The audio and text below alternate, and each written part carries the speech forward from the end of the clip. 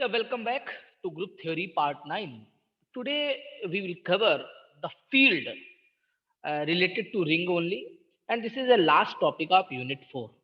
In the syllabus, only definition and 1-2 examples are given as per the syllabus of AKTU. So we will see the definitions which are important, and we will discuss 1-2 problem, and 1-2 problem we will solve as a homework. Okay, let's start. What is field? See the definition. Field is closely related to ring. So before listening this lecture, I will advise to all of you, listen the lecture of ring properly.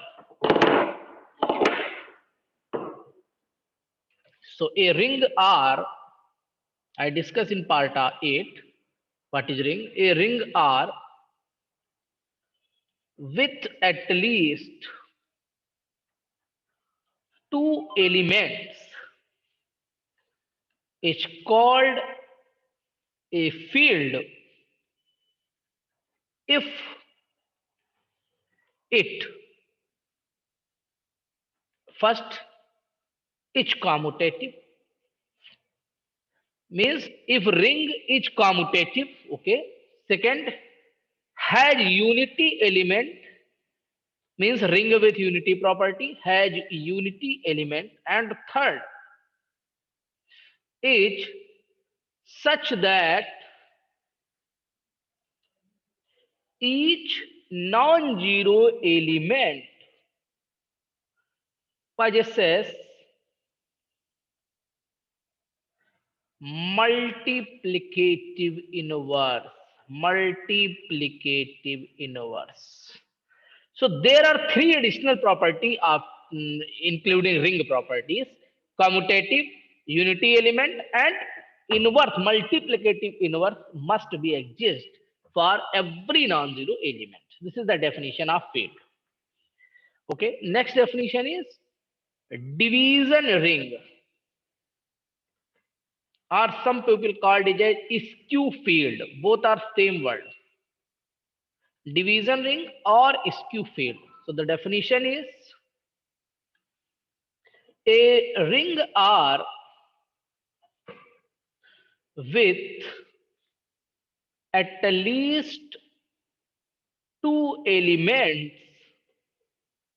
is called a division ring.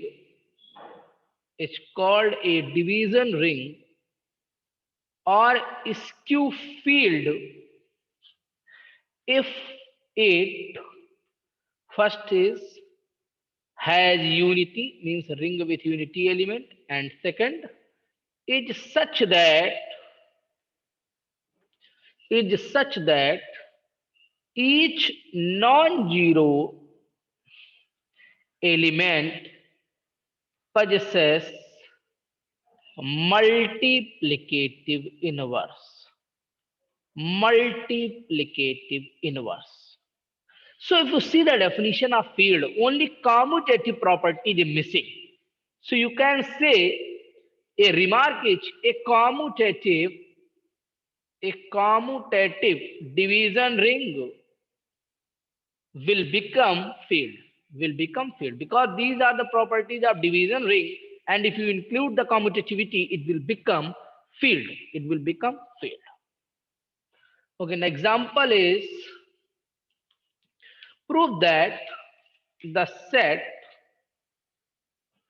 the set M of 2 cross 2 matrices over the field of real numbers, means entries of the matrices are coming from real numbers. Entries of the matrices are coming from real numbers.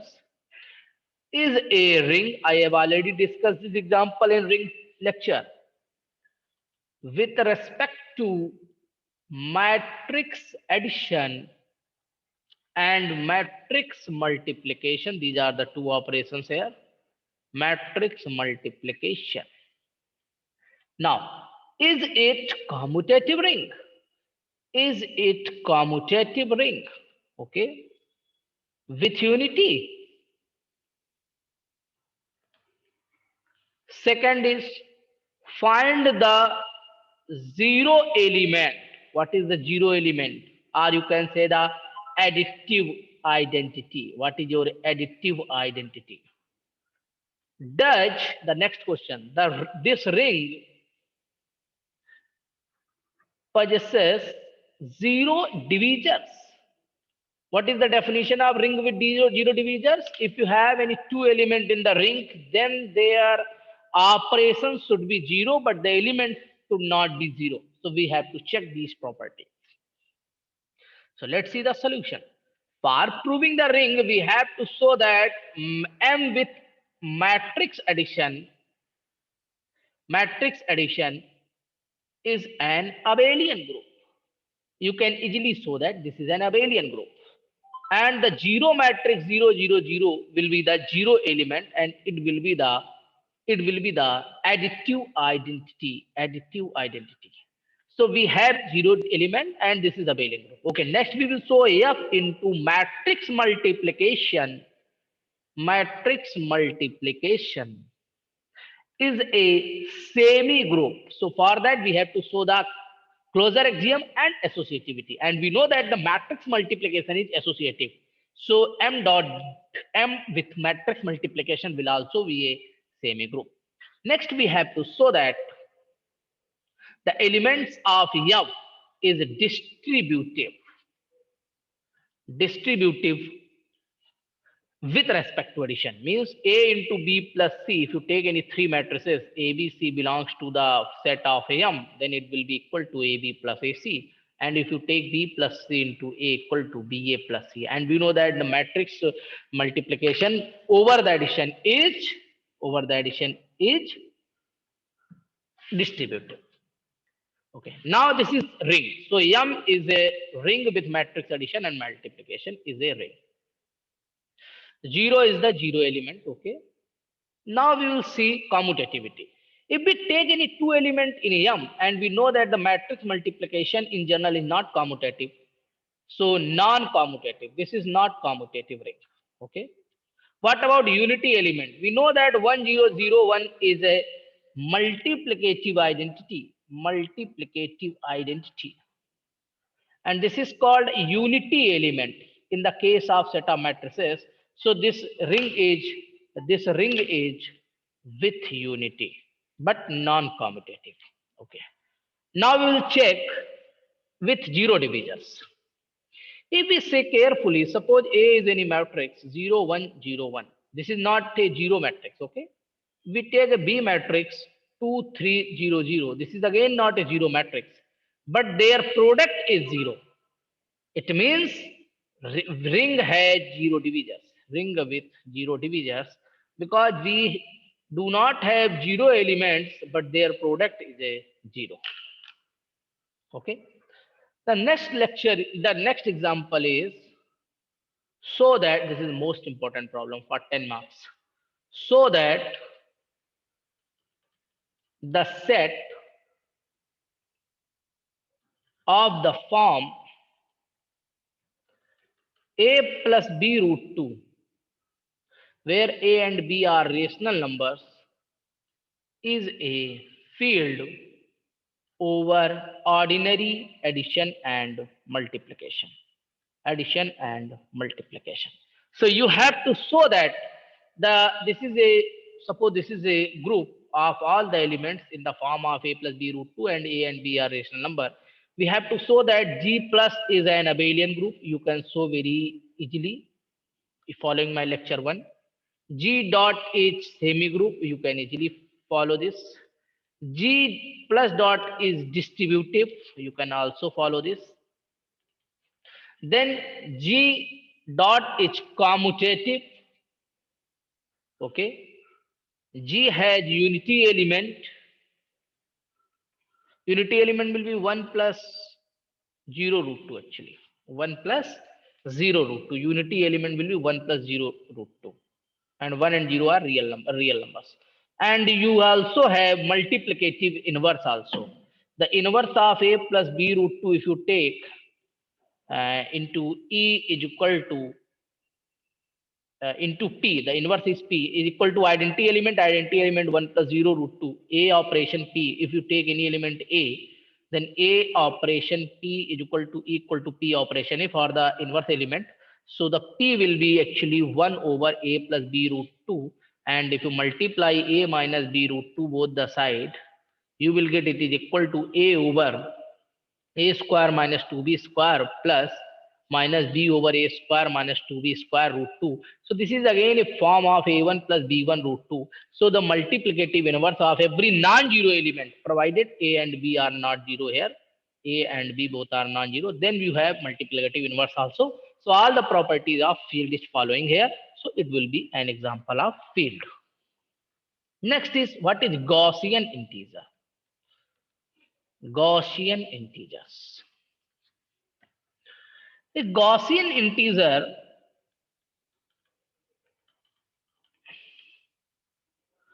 is a complex number A plus IB form where A and B are integers. And we write in this form J over I is equal to A plus IB integer where A and B are coming from integers. And this is also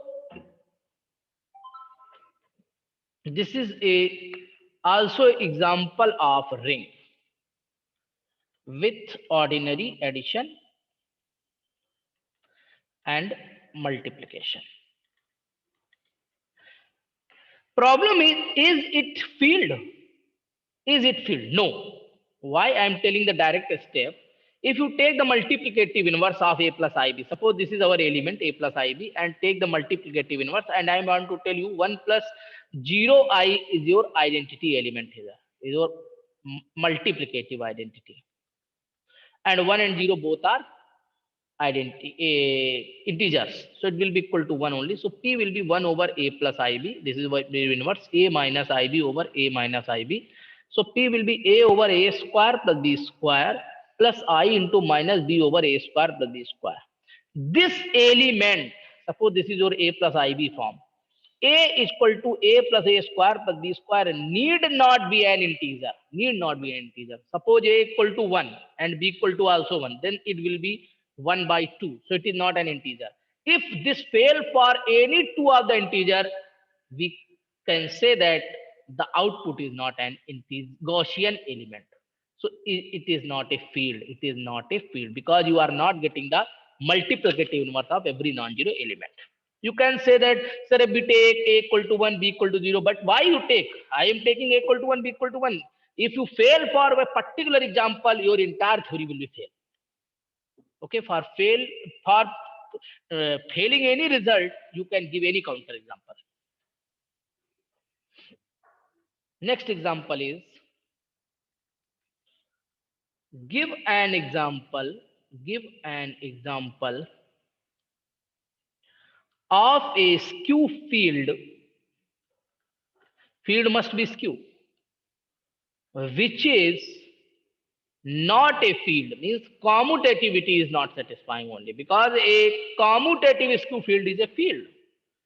So I am giving you a hint. If you take any matrix of the form A plus IB, C plus ID, minus C plus ID, and A minus IB, and ABCD are real number, you can see that this is a skew field but not a field.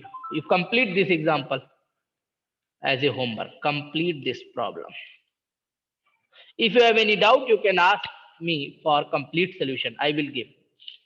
But before that, you have to try it. Next example. Let P be the prime number. Prove that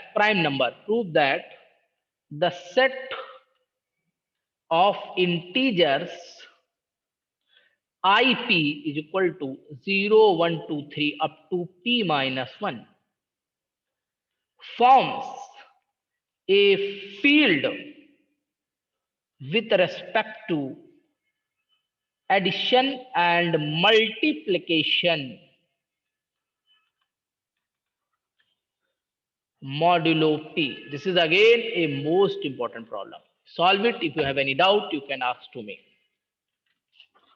Next, I am giving again assignment problem, homework. What is residue classes?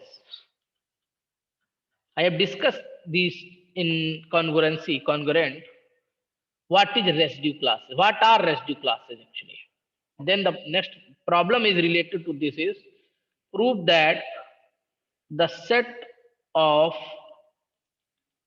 residue classes, this is related to modulo problem.